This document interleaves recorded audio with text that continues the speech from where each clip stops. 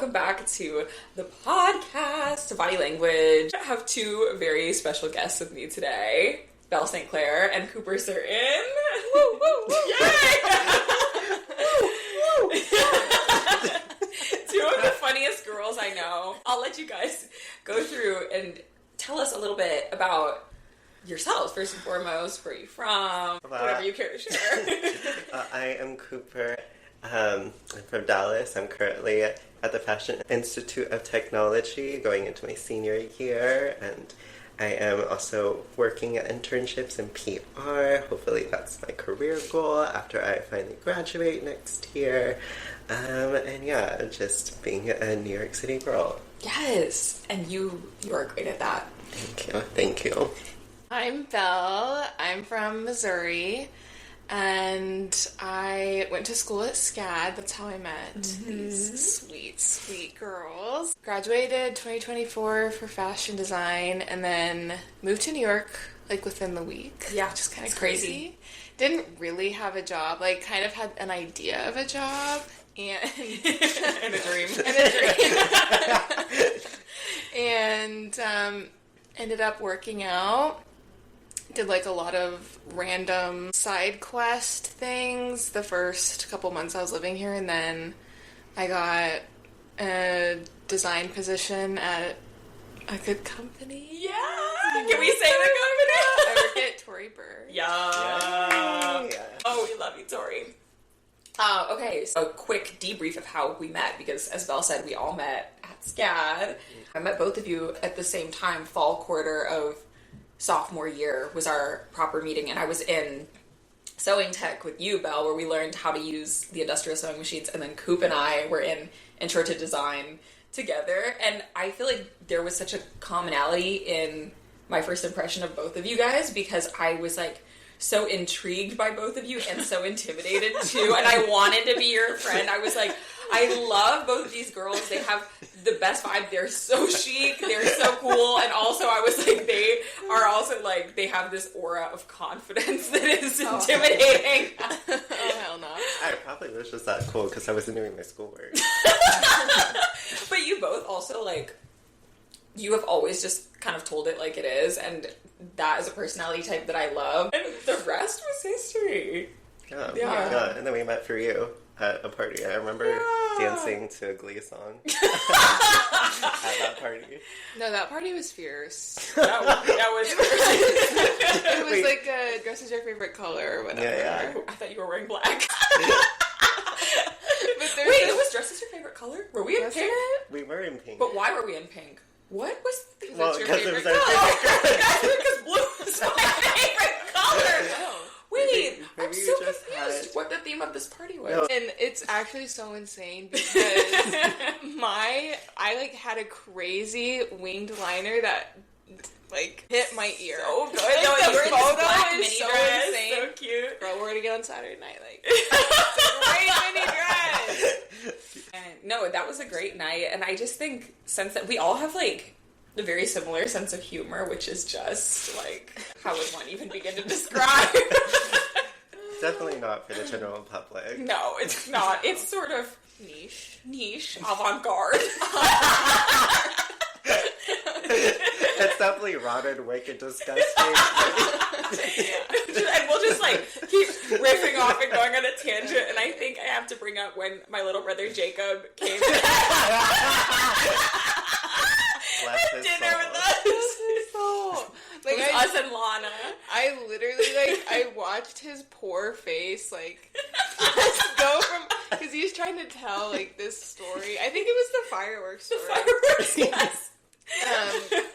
And I just watched his face go from, like, a joy to, like, oh, God. He probably tried to tell that story 20 minutes with us interrupting him so we could get a little bit in there. Oh, for sure. We were just riffing, and it was something fierce. But he loved it, and he loves you guys. And seriously, he left the dinner being like, your friends are so funny. He was like, I have not seen people be able to, like, build off of each other like that. We're in the back of this sushi restaurant just screaming. It's crazy. He was the guest of the night, and he spoke the least that night. He did. Yeah. We'll have to have him on the podcast. Oh, that would be a good ad. I I bet you he has not listened to a single episode. Jacob? Jacob? No. Listen up Jacob, if you made it to this point. Jacob, comment down below. I better see Jacob cases in the comments. But, okay. My question that I'm asking every guest, what's one thing about you that you wish more people knew about you? When I was thinking about it, I was just like, oh yeah, I guess sometimes I still do that thing of like where I feel like I'm a pale imitation of Blair from Gossip Girl. And sometimes I do catch myself thinking that I'm like in an old Hollywood film sometimes. So just like, this is how I'm feeling, so this movie that's playing out right now. And of course, it's always a comedy that the devil is directing. He laughs.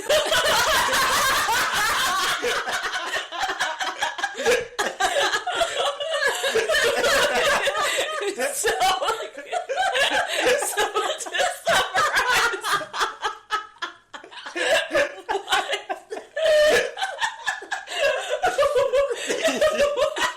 in a few words, would you summarize?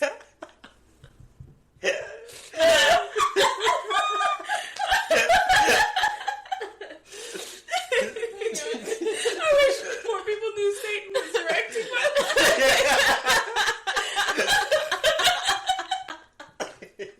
Everyone's crying here. Oh my god. Okay.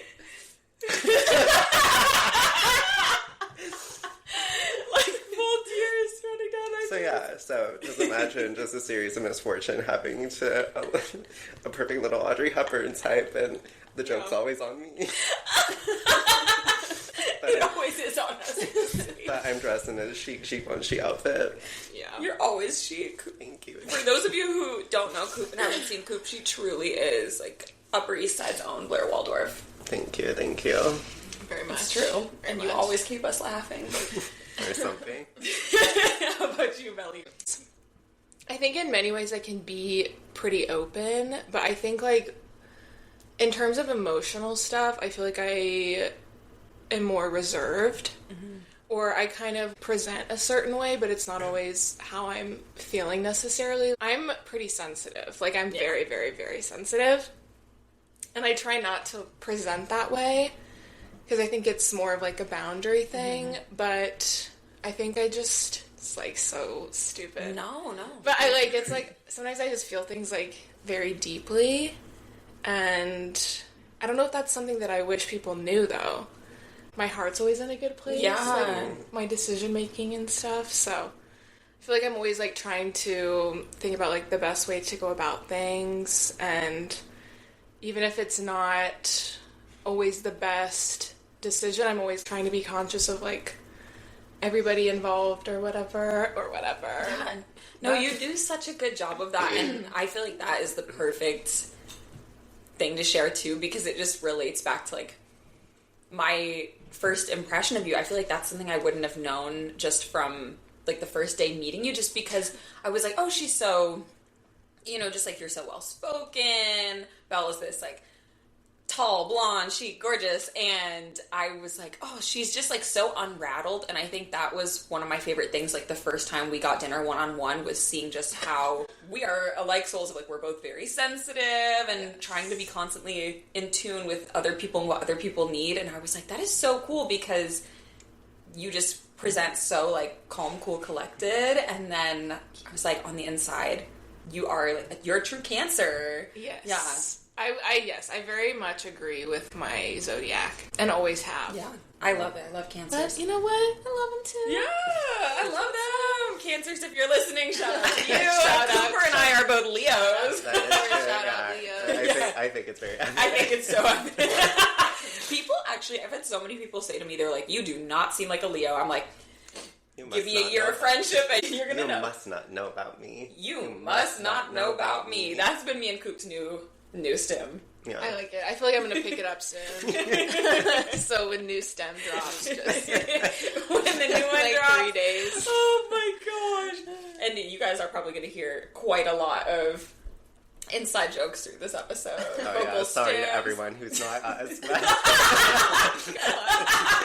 is going to be fun for us. I hope it's fun for you. I hope you get it and you think we were charming and funny nonetheless. Alright guys, so I want to talk about because all of us are in the fashion industry doing different things. Belle and I are in design, Coop is in PR, but you also have a lot of styling experience. So I want to hear, how did you decide to get into the fashion industry? Yeah, I think fashion's kind of just always been something that I've been, I guess, attuned to in a sense, or something I've just noticed throughout my life. I think very early on, my mom, just like classic Texas, had this huge closet. And so she was just so obsessed with clothes. And when I was little and I was with her, she would take me all around, and most of the time she would go to like the seamstresses and the tailor. And so I got to know clothing that way, of alterations just a little bit, and they liked me ever since I was a little kid, so they would like let me see the sewing machines or like the hand sewing part. I think that's why I like hand sewing so much when I was at SCAD. And then I guess when I got older, it's just like shows like Gossip Girl or Pretty Little Liars. When I got my first desktop, I would have like these Word documents, and I would take screenshots of the clothing that I found online at retail stores and just like make this virtual closet for each of the characters' clothes I was really into. I think that just continued till when it was like sophomore year of high school, when I was just like, I think I want to go to college for fashion design. And so that's where my journey started before So cool. going to fashion business now. What was that click for you where you were like, all right, I'm going to go from design to fashion business? Well, I was wrapping a few things up. And just wrapping a few things up. I was wrapping a few things up sophomore year, which meant I was finishing work freshman year. I think that my process was so much different than the SCAD experience. I was just like such a perfectionist that I would make myself so sick if I turned something in that I did not feel 100% in. And it would take me forever, and God bless my professors who were so willing to like push extensions beyond me. I was so stressed out of like how slow it took me, and I was just like, and when I'm an adult and I'm in control of my finances, that I don't want it to be fully dependent on my creativity, because that just took forever, and I don't think like necessarily would have worked out for me to live here in New York like I wanted to since I was little. So I just remember talking to my family and my grandma, and just like sort of realizing that my business classes that I randomly took, I think for gen eds at SCAD, were just some of my best. And I remember FIT had a good business program when I was touring college the first time, and so just applied there on a whim and got it. Yeah. And so, and then through that, found PR through internships, found I was kind of good at it. Yeah, so you're really good at it. Thank you. And so yeah, that's kind of how I've landed up where I think I want to go. Hopefully keep on track. We'll see in a year. So Check cool. back in. We'll do 6 months a year. 1 year later. 1 year check. We're still making the same jokes. Devil is still directing. Oh, for sure. Always has been. That's a lifelong contract. Oh my gosh. All right, Belle, I want to hear you too. How did you realize that fashion was what you wanted to do? I remember I was in first grade, and my grandma had bought me this really small sewing machine. It was like a child-sized sewing machine. So cute. And I don't think it actually worked, because that would be kind of unsafe. She bought it for me, and I was just kind of obsessed with the idea of making stuff, and would take apart like my doll clothes and things like that, some of my own clothes, and try and figure out how to put it back together. That's so cool. And eventually started like making things from scratch, and my mom realized, she's like, oh, like, is this something that you like want to take lessons with? And she set me up with this woman in town who does a lot of alteration. She made my aunt's bridesmaids dresses. So cool. And she was so notorious for, like, you show her a photo of something and she can just make it. And she was like a family friend, and she lived close to my grandparents' house. So I started going over there, which, looking back, this woman was not offering classes. My mom, like, literally just would drop me off there on Saturday mornings, and I would stay until, like, the afternoon. But her granddaughters were a little bit younger than me, but similar enough in age to where we keyed. Yes. And she taught us all how to sew and pattern. And yeah, I mean, I really was going in from scratch. Like, I didn't even know how to thread a machine. She taught me everything. And it was such a pivotal point in learning how to make stuff. And at that point, I think I was probably like 4th or 5th grade. Like, I was so still impressive. You're so young. Oh my God. Yeah. I was still pretty young, but yeah. No, she taught me everything. Shout out to Denise.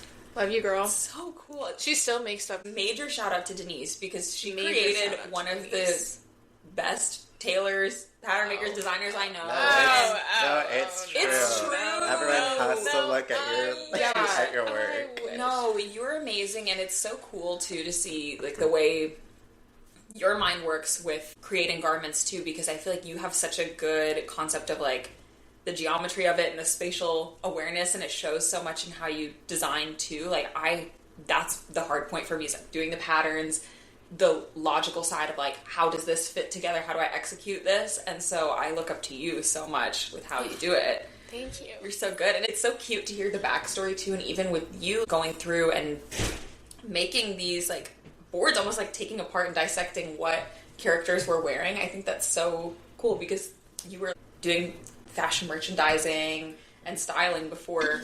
We're doing all these things before we're old enough to even really know like what it is that we're doing, or to know that that is a career option. Like, I don't think I knew that fashion design was a career option until I was maybe in like 8th grade. Mm-hmm. So 13 years old is when I was like, oh, that's a job like that someone can have. I don't know why I had just never really registered that until I think that was the age I was when I started watching fashion shows on YouTube. I'm like, whoa, like this is a whole industry. The clothes like don't just appear out of nowhere. There's a design team and a lot going into it. I know. I think SCAD was like really like the first time that I realized it was like a whole industry instead of just like fashion design. Only. Is that how you got into it? Just by watching YouTube videos? Or I know we wanted to be an actress. I wanted to be an actress ever since I was little. Wanted a career in performing arts somewhat. Like, I've always wanted to be either as a little kid a singer, or the big career I wanted for a long time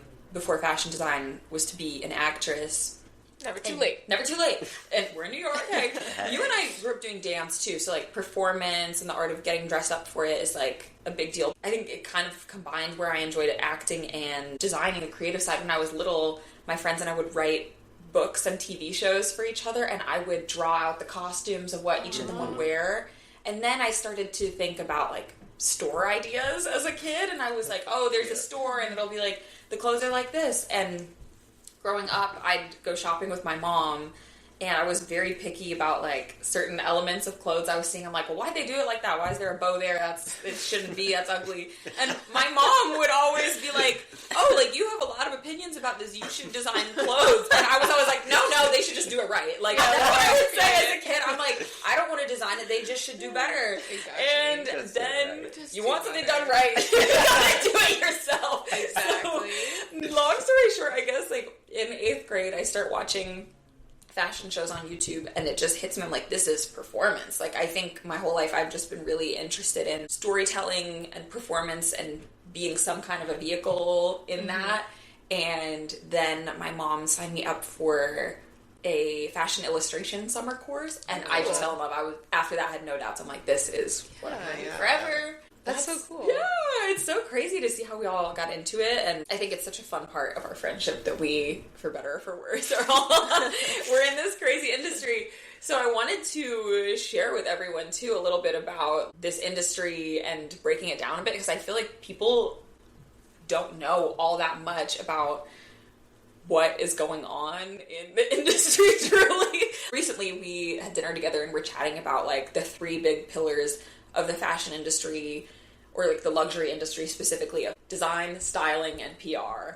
And we were kind of joking around about, like, all right, which part is kind of, like, you know, let you choose who's our favorite Guess in the comments. Guess in the comments below. We'll have a poll. Yeah, we'll have a poll. Would you rather work with a designer, a stylist, or a PR? And why? Quickly. Why not? Quickly. Why not? Why and why not? And why not? It's a huge poll. I think so much of this industry, too, we've done our fair share of internships, which, by the way, we can all tell you, it's unpaid. Yeah, very rarely is there a paid internship. Yeah. I guess depending on the types of brands you're wanting to work for. I think obviously brands with more money and that are more commercial are going to pay or have the ability to pay. And for the record, like, they should all be paying for your work, like, as a 20-something, or as, like, a 18 to 21 years old. Yeah. Well, we've always said that we all still believe that, like, the Fashion Week, especially here in New York, since we've worked multiple by now, of just, like, how much it's all run by, interns. By teens. Yeah. And early 20s interns. It's insane. It really, really is, though. And we're running that ship like the Navy. We're panicking. We're making $0.00 off of it, too. But I think when you're so new to it, you have such a, like, intense love for it still, where you're just kind of like, I'm gonna do anything to get this done, and I take so much pride in all this work, even if it is, like, doing 20 drop-offs to the garment district a day in middle of July heat. I'm wearing all black. Yes. Heels. I'm completely sweating. Well, I don't know if it makes up for it, but the people that we've all met certainly led to where we are now. Yeah. And the network that we've built up, those connections are, like, everything, and I guess sort of are everything in this industry of, like, the people that you know who can get you to where you want to be. It is, and it's surprisingly such a small industry. There's more money in more commercial brands, and so I think a lot of people, when they think of the fashion industry, they're like, oh, the more luxury. When it seems like an aspirational item, you think, like, oh, that's where the big money is, but it's not. It's in, like, bigger brands where people can buy stuff for a more affordable price and buy it in higher quantity. Yeah, exactly. And so all of us, we are in the luxury industry right now, and that is where the money gets tough. And so it seems from the outside a little bit tight. And it's crazy because I think it just is so confusing to people. It's like, you see all this New York Fashion Week content and after parties and people wearing $1,000 garments and there's celebrities in it. But I think what they don't know is it's broke backstage. Like, there's no money. Brokeback Mountain. Brokeback industry. Literally. But it's crazy because a lot of these luxury companies that you're making, say, like, custom things for people, a lot of times the brands are not getting paid to make this. It's kind of just all out of pocket. Yeah. So even though you're getting a lot of press from it, or like my first internship, Anya and I had the same one, different times. We were at Christian Siriano. Yes. And I mean, the summer you were there, the summer I was there, you just work on all of these really cool projects for these big artists and, like, for award shows. And it's really cool to get to work on that. First of all, for people who have all different types of bodies, which is really wonderful. But, there's just really no money in it. And going into it, I think I thought the opposite. Yeah. Of, like, oh, this, beautiful custom gown is probably so expensive and there's probably a lot of money in this brand. But I think, again, the more money is in where you can buy a lot of small products for not as expensive, but you're buying more of it. Totally. I was talking to my roommate Sophia about this too. It's a very interesting industry where the rich get richer and also pay less. Like, a lot of what you see of celebrities wearing luxury items, it's gifted to them. So they haven't paid for it. And they, as Belle said, like, they get dressed in full custom that they're not paying for. Stylists will ask a designer to do custom, and the designer puts their own money into it for just the chance of it being worn. It's not even confirmed that it will be worn. I think there's this whole attitude in the luxury industry of, oh, it should be your honor to work unpaid. It should be your honor to dress this celebrity and pay out of your pocket. For, like, visibility. For visibility, exactly. Totally. It's all visibility, and I think there's just a lot of industry politics that people don't see behind the scenes of, like, when your favorite celebrity is posting wearing something, there's a good chance they didn't buy it, but it was sent to them, gifted, or they're actually getting paid just to post it. It's such a smoke and mirrors industry. For a 10-minute show to look very luxurious, there's a whole lot of mess and unpaid labor and tears behind it. But and hours. And we're all doing it because we love it. Like, I feel like the stuff that I physically sew at home too, there is literal blood, sweat, and tears in the garments, all three. And it looks gorgeous. Thank you. But one thing that I also think is so interesting is how much of this industry is sponsorships. I did not notice until working in the luxury industry of like, these brands need sponsorships to do the shows, and we've all seen brands that we're working for fighting for sponsorships, but it's like, what do you mean this runway show is sponsored by Hellman's Mayo? True story. This has happened. Or by Flamin' Hot Cheetos. All of you guys, the next time you watch a show, especially, like, obviously Chanel's not going to have Hellman's. Wow. Look at their after party photos, and you can spot like in the background. Yeah, well, everything. It's like, even if there's not a big like on the runway placement, there's definitely, they're getting money from the water brands that are backstage, from the makeup brands they're collabing with. It's very interesting, the huge difference of what we get to see of it, and then what our family and friends see. So I'm so glad we have each other to talk to about it. Yeah, I think it is like very idealized. If you're not in the industry, I mean, certainly we've just seen it all happen. We have completely seen it all. I think it's crazy too of like even the brands, like you were saying, Belle, of how they have bigger budgets to be able to pay their interns.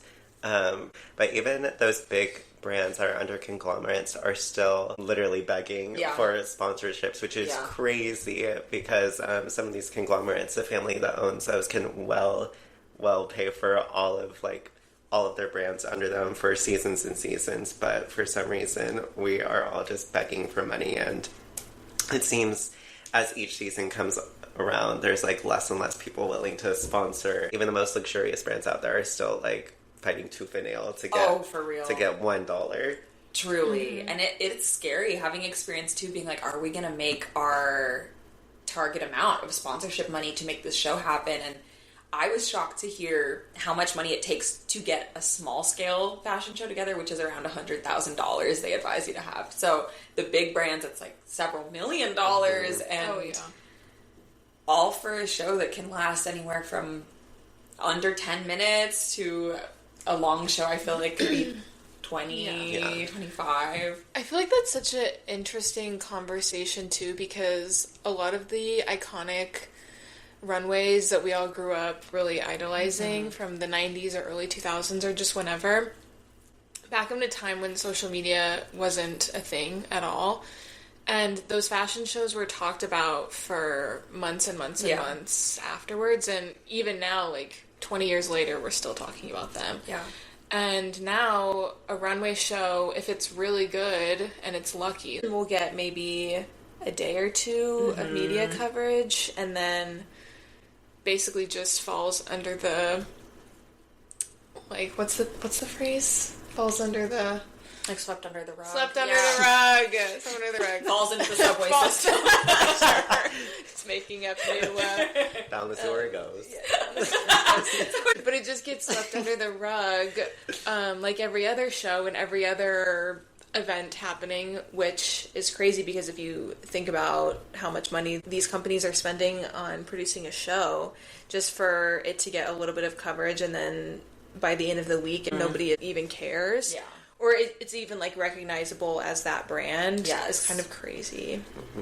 No, it is. It's crazy, and for the product to not sell, and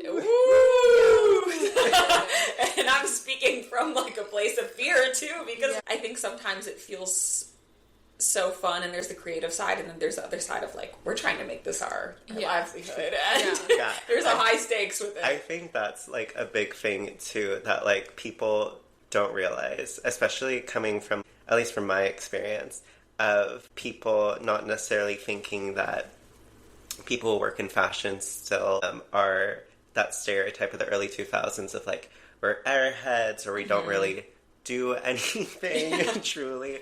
And at the end of the day, like everyone that we all know who works in the industry, it is work at the end of the day. Work. It is not playtime. No, playtime is over. Especially like towards the big fashion weeks, that's when like you're on the job. Yeah. Like you do not have time to slack around. Like it is a job at the end of the day. And I don't think people realize how many people, how many hours go into planning all of this. Totally. And it's I think one thing that was surprising too is it is manual labor. Like, regardless of whether you're in design, styling, or PR, there's a whole lot of, like, in New York, as we love to say, schlepping around of very heavy, like, tons and tons of items. I've been carrying huge rolls of pattern paper on my shoulder, fabrics on my shoulder, and you're just given a subway card and a dream and told to get on with it. You're lucky if you get a subway You're lucky if you actually have to pay out of pocket for my own unpaid intern transit. I know. To the future interns out there, be aware of how physical it is, because as we were talking about budgets, some bosses will not even... You ask for a card, they say no. Yeah, and I think that would be so fun to do too, like to have you guys on again and do specifically an episode of advice for people who are interning or starting in the industry. But that, you just made me think of something like, if you guys are listening to this, ask your boss for the subway card. One, they should be offering it to you in the first place, but I have had times where I've needed to ask because they've sent me on errands without a card.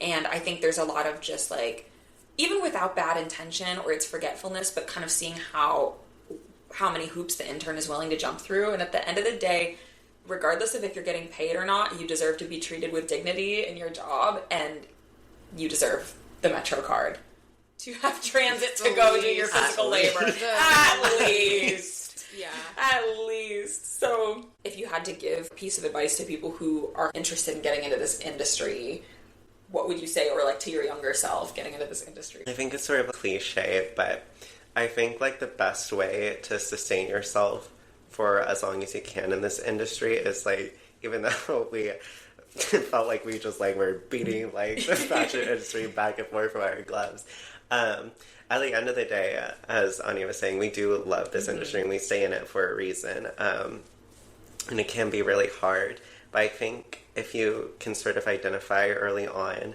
of like why you love it and the little rituals, whatever that may be, of doing what it is to make you remember why you got here in the first place, to help you get through the hard parts, I think that is just the most beneficial, because there will be times where you question if you're fit for this, if like it's just easier to give up and just switch to something that you don't really love, but there's financial gain somewhere else. Just remember that you're in it for a reason, and that it's very evident that like you either make it or you don't. Yeah. And if you're still pushing forward, you're there for a reason, and someone out there still believes in you. And so lean on those people, as well as just leaning on yourself, of remembering why you're in it and why you love it so much. That's so good. I love that answer.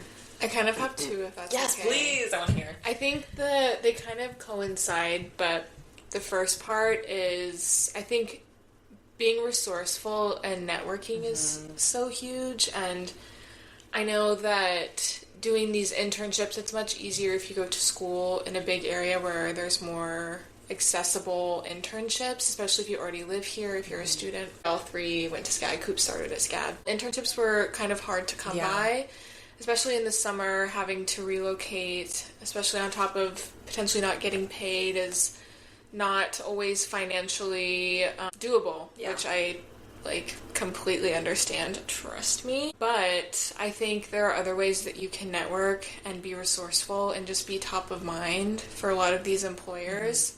I think too, like, a lot of your schools will probably have job fairs, and I think even if you're not crazy about maybe the companies that are visiting or the companies in your area, I think just networking, being top of mind for people, and a lot of these recruiters or people hiring see so many candidates, so I think it's impossible to be annoying. Yeah, I totally agree. You know, because I think being top of mind is most important, and just being resourceful, befriending people in your industry, which is the second part. Yes. And I mean, I think that also goes into having a good support system, like networking people in your industry, and also having people that you can speak about your situation with and they'll understand. Yes. Because that was huge for me the summer I moved here. It can be really, really hard graduating college and then being completely on your own financially and trying to navigate a new period of your life, a new job, a new city. It can all be really difficult. So I think having that support system of people in your industry, not even in fashion, but just kind of like whatever you're in, and networking would be my top pieces of advice. It's crazy. I feel like every job I've gotten here, I've gotten because of a networking thing. Yeah. Or I've known them through something else. Yeah. And I will be the first to say, you do not need to be the most qualified person. Part. Exactly. You do not need to be the most qualified person. You don't even need to be the best person. Like, truly, it is kind of all about who you know, being at the right place at the right time. It is so important to just make those connections with people and be top of mind. 100%. I feel like even going from the flip side of us applying for internships to now being employed and helping to hire interns or seeing other people apply for internships, I've heard what employers are looking for, and so many of them have said just that, of talent is not the thing that they're like number one concerned about, especially when they're not paying you. They really want to see that persistence. How much do you show that you want to be there, and how much can you be top of mind, because there's so much competition, and how easy are you to work with. But also, one thing recently that my boss has kind of said she looks for when hiring an intern, it's not so much about talent level but about taste level. And I thought that is a really cool point of like, your portfolio doesn't need to show you're the most advanced couturier. You're not expected to be when you're a student intern, but even just like the typeface you're choosing, the layout of your resume, or kind of curating down the projects that you're going to show, that can really show your taste level. And so I think that would be my advice for anyone going into the industry too, is like, you don't need to feel like you have to know everything. Just like edit down and show up as your best self and put yourself out there. Exactly like what you said too, Belle, connect with people. And it really is such a circular industry. I think all the time you leave that summer internship being like, okay, bye, I'll never see you again. And you're like, oh wait, I'm running into you every week in the garment district running errands. And those people who maybe worked at a totally different role than you in your company, they might be the ones who get you your next job. Exactly. Totally. It really is like that, though. It's funny because I remember growing up watching so many videos of models talking about advice they would give to people and advice they'd give in the fashion industry, and they would always say how important it is just to be kind to people and how your attitude is what people remember.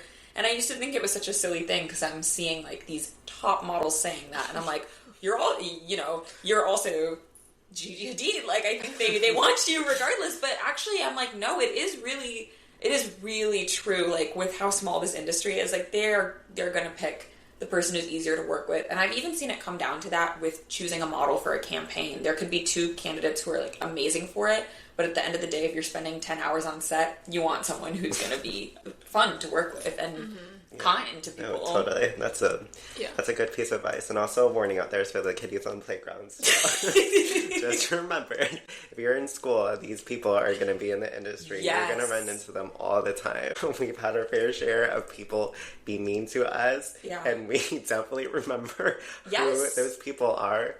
And I feel like I've been in a position... I never forget. Belle is not gonna forget. I forgive. we always never forget. Yeah, we're very forgiving here. We're very forgiving, but the memory's But great. I will not forget. It's so true. Because I feel like I've, even like in my limited experience as like an actual working professional, like I have been put in a position where I can recommend people, and it like, if you did me wrong one time, I do remember that. Yes. And like, even though we were young, I do not want to recommend someone who was mean. Listening, being like, What? No! Oh, they know who they are. They must. comment down below. Comment down below if it was you and what you did. And why?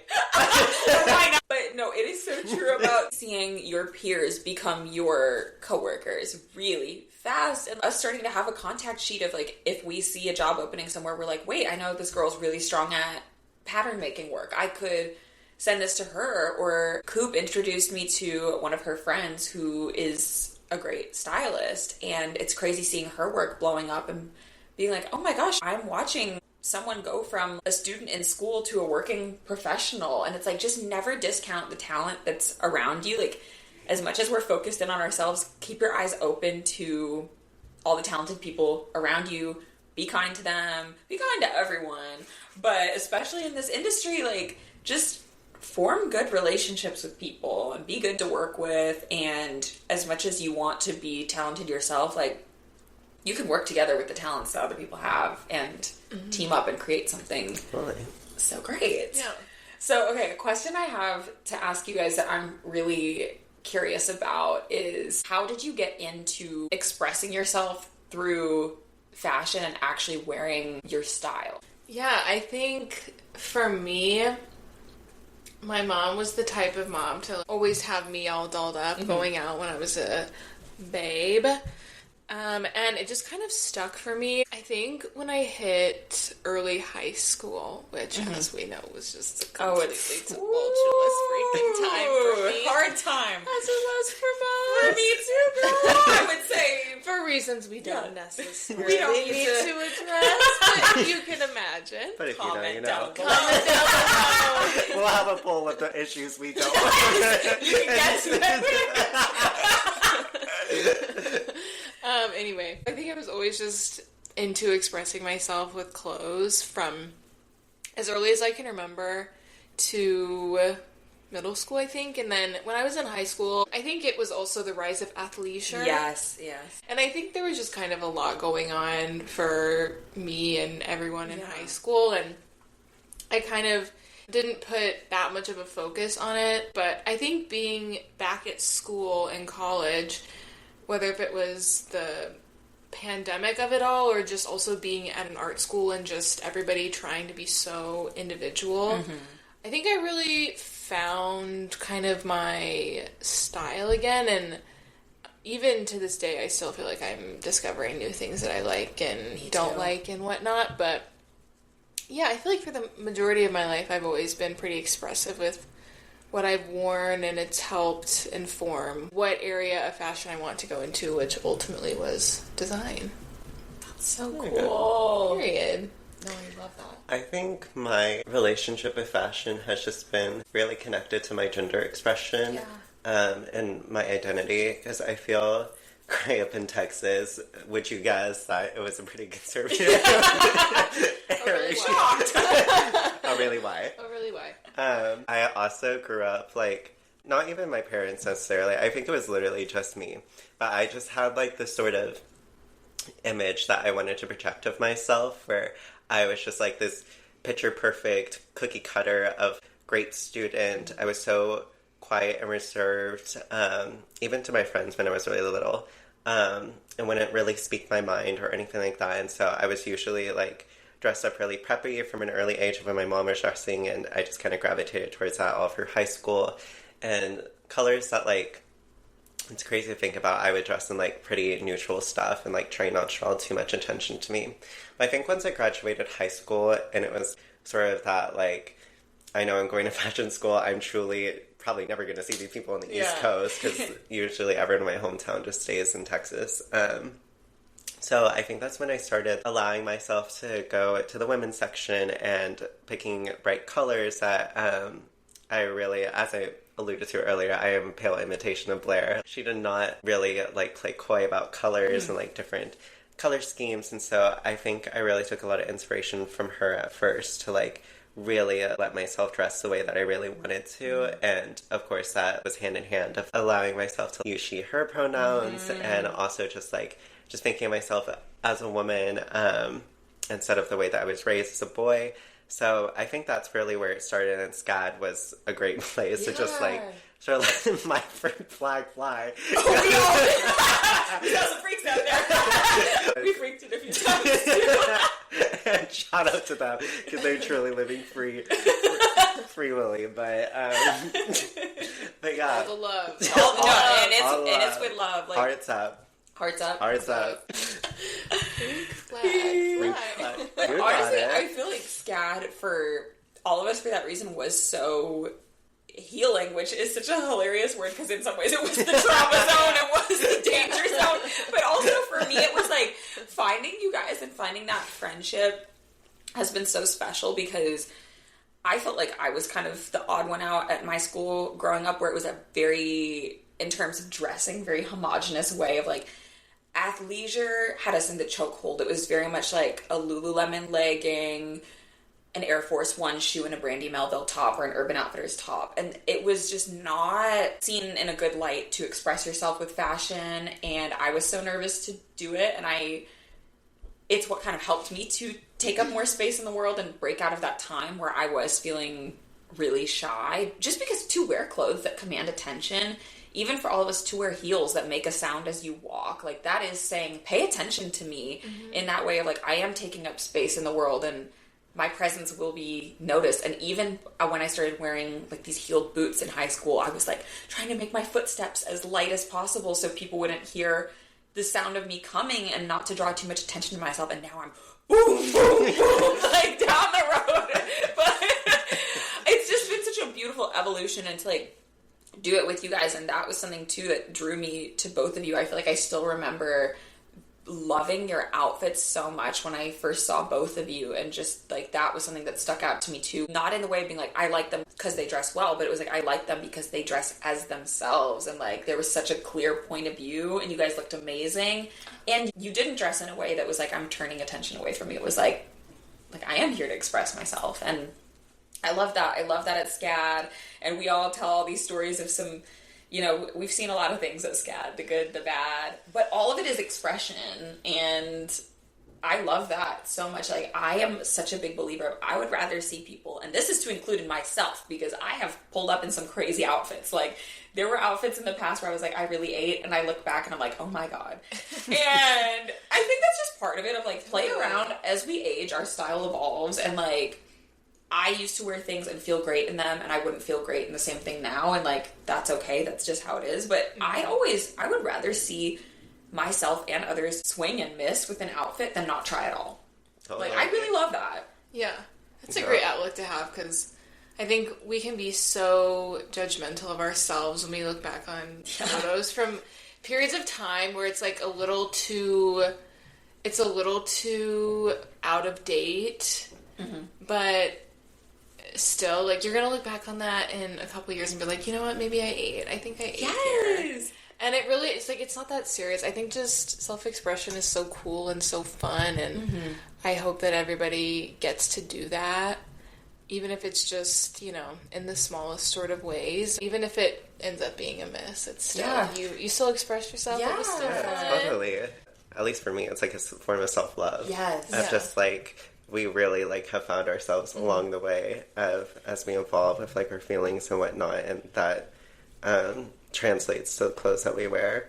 And I just think there's no joy of limiting yourself in any sort of capacity, especially with clothes, because that's something we wear on the daily, that like you're just limiting yourself to fit other people's image, and that's no fun. Yeah, how you live your days is how you live your life. That's good. You know? That's a good quote. Yeah, that's a good quote. Thank you. I just think, who really cares, you know? It really, if you're worried about, like, someone's thoughts about how you're expressing yourself truly are so irrelevant, and it's more of a reflection on how they're living their life, and it really has nothing to do with you at all. Yeah. So I wouldn't worry about it, just do it. You deserve to be seen, to take up space in the world, to express yourself how you want, and exactly that. All of us, we see so much in one day. We make assumptions about so much in one day, but at the end of the day, what other people think about what you're wearing does not matter. Put on what you like, put on what makes you feel like yourself. And I feel like we've all learned a lot about ourselves through fashion, and like even the things I wore in the past where I'm like, oh wow, that was a choice. I'm so grateful for that time, because like it was pivotal in me coming out of my shell and learning how fashion makes me feel and how different things make me feel and like different facets of myself that exist. Like I've never grown out of playing dress up. I don't think any of us have. Like we were all dress up kids and every day does, I mean, hey, we all have some days where we're rolling up in whatever. Yeah. But overall, like it is so fun just to still keep that spirit of like, I'm playing around. Oh, totally. I feel like it's a good practice of, like, confidence, too. Because I feel like certainly when I started, like, dressing how I wanted after high school, I was just, like, truly throwing spaghetti at a wall. I was just, like... Me too. I was just, like... I don't know where I heard it, but someone's explaining confidence, describing it as who really is not a fool or scared in their daily lives. And so if we're scared or we're all fools every day, then like why not do what we want? And if you do it enough days, then it just becomes so mundane to you that like if you dress up every single day, that's just the norm for you. Yeah. And so you just like you just get so used to it that you don't really care. At least that's how I do. Totally. And it is too like so cool to me that in a lot of ways we do not control what situation we're born into. We don't control the body we're born into, place we're born into, or like surrounding culture that we're born into. But what I think is so cool about clothes is that is you're fully in control of that and you can portray your identity however you want. And I just think it's been so fun that we have made the most of that tool to like put out into the world who we are through our terms and not, I think when you kind of choose not to express yourself with clothes, which by the way is totally fine too. I always tell people like, you do not have to want to dress up. You do not have to want to put on makeup. That is 100% great too. But I think what's fun about us enjoying the practice of that is it's us claiming our identity each day and being like, actually, I am gonna take the reins in how I'm presenting to the world today. Yeah. I think it's so fun. All right, guys. For finishing up, I want to hear, do you have something you're loving right now? A favorite? Or something you're done with? A least favorite? For me, I've just gotten more into media in terms of reading books, things like that that just kind of inform my creativity. I think for maybe all three of us, like when your hobby becomes your career, it gets kind of sticky of how do I find creativity? How do I get through the burnout? For me, watching movies and stuff like that has just been helpful. And I'm also going to say is the cherry glazed cold brew from Blank. Yes! We all got Blank Street this weekend. That is like my rocket fuel. Me and my coworker, Louise, if you're listening, I'm going to send it to you. Louise. Him and I go to Blank Street. Like, we've been going a lot. And I'm always like, we don't have to go today. And he's like, no, I'm trying to go today. We're trying to get sponsored by Blank Street. Blank Street, comment down below. No, we love them. My out, we were kind of joking about this earlier, but my out is Zillow. Like, I am so done. Oh, yeah. I'm so done. I'm so freaking done. We are trying to find an apartment right now. Yeah. Shout out. Realtors comments. And the fact that I have like all of these notifications on for all of these, like, it's really pissing me the hell off. The bleep off. It's pissing me the bleep off. But yeah. Yeah, they're out. I was gonna say, side note, when we went dancing on Saturday night, and we definitely saw some men with some wigs. Oh my gosh! Wait, I never live update. Reporting live. It was after you came out. I took a bench that night. I was like, I was on the side. to run the headquarters. I was on the sidelines that night. I didn't make it to the dance floor, unfortunately. But I was not. After Anya came and found me and checked up on me, you mentioned how like there was guys in wigs on the dance floor. But it was in like a synthetic mullet. Yes, exactly that sort of wig. I don't know if you gathered from this friend group, but we do not play about a wig. If we spot it, we'll say it. and not in the most nice ways. Men Men only. If you're a woman wearing a wig, we think... Power to you, we love you. Exactly. That is the most fierce thing you could do. Yeah. But if you're a man trying to do the smoke and mirrors of hair, we will definitely point it out. We'll crack that mirror down. We'll shatter the glass for everyone to see that bald head. But... Good God. But anyways, when you told me you thought you saw men in wigs on the dance floor, I surely was like, oh, this is a euphemism for men with just bad haircuts. Oh, no. But then, like, I kid you not, 5 Literal. minutes after you leave me, some guy approached me on the benches of the sidelines of the dance floor. It was like, I may have tugged at it just to be sure, and it did shift 2 inches to the pulled to. What? It did. No way. No. I need you to break that down for a second. So you grab his hair. Okay, No. it was not like an intentional sort of like, well, intentional to him. Like, I was just like, surely this is a wig. And so I like, Right. I like make like some sort of excuse to like grab his hair, and like I pull on a little too much and it shifted. I was just like, so this is a wig. I was like, why are you wearing a wig? He's like, it's not a wig. I was like, Oh. it's just like, I can see your real hairline. I didn't say this, of course. This is the one who bought me a drink, by the way. The wig wasn't real, but that credit card was.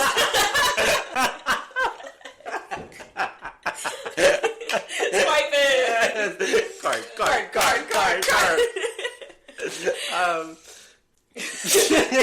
But yeah. Anyways, for my ends and outs. Oh my god. That makes crazy. My ends.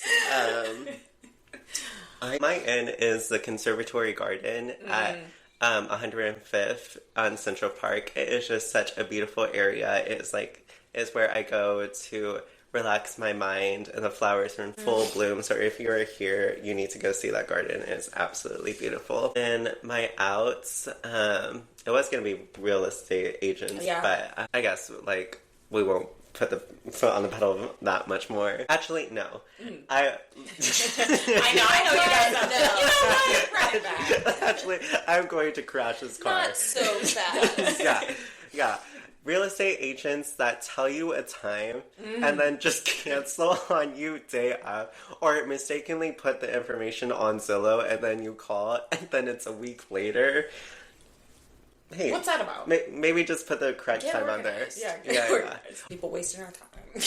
That part. Oh, but also, and men spending money on us. Yeah, always been it. That part. We need to tap into that. Yeah. Tapping into wealth. Wake that up. Tap that card. Comment your Venmo in the chat below. I know, guys, you can compensate us for our time today with a nice drink. Especially if you're someone who's willing to spread the love a little bit. Yeah. Like, buy me and my girls a couple of things. Come on, because Belle's a team thinker. I'm working for the team. Yeah, come on. I'm trying to think, You're thinking big picture. I'm thinking big picture. When we go to the club, I'm thinking big picture. Why get one drink when you can I get can get it for the whole squad? I got it. Yeah.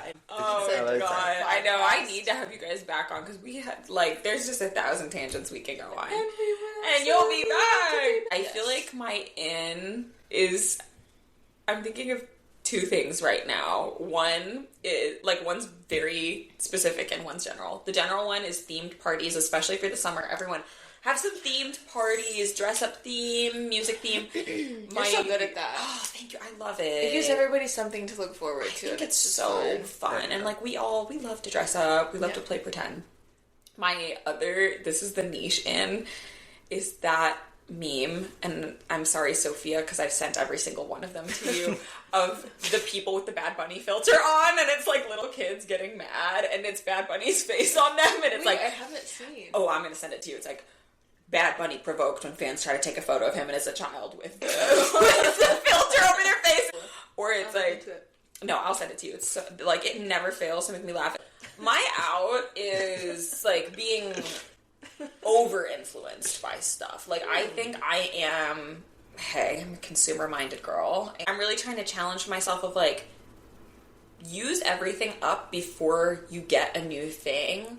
Or, like, it's so nice to have something that is meaningful and tailored to you. And I see ads for things like that, and I'm like, oh, I need this new lip gloss. I need this new body spray. And I'm like, no, I already have a signature scent.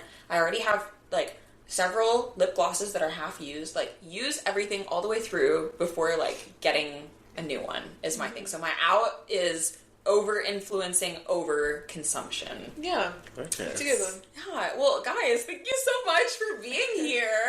This was so fun and also just so cool to learn so much more about you and just like how we ended up in fashion and how it's impacted your life. Well, this has been such an honor. Girl, it's been an honor to me. So much. Thank you for taking the time. Thank you for letting my mouth on here. Oh my gosh, well, We love y'all. guys, I love you guys so much. This is so fun. And you can find this podcast on Instagram at Bodyland Podcast. Woo! And we'll come at you, when the next episode is ready. You know how it works. We'll comment when we're back. We'll be back when we're back. We'll be back when we're back. I wouldn't worry about it. Love you guys. Love you. A wrap. Bye.